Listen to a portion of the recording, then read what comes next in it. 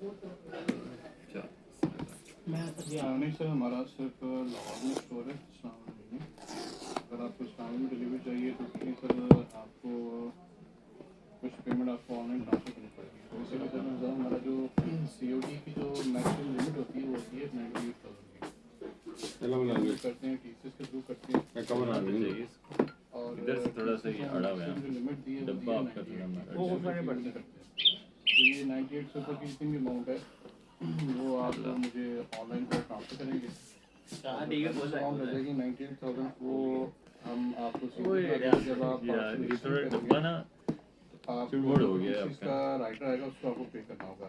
बाकी सर वो मैंने आपको पहले ही बताया था वो ओपन करके नहीं चेक कराते। हमें काम है सिर्फ खाली डिलीवर करना, तो वो आपको बस डिलीवरी देंगे, आप उनको पे करना है।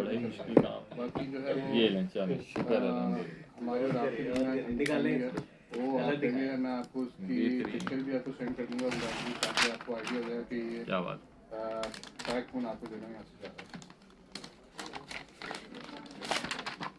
क्या बात ऑन करिएगा।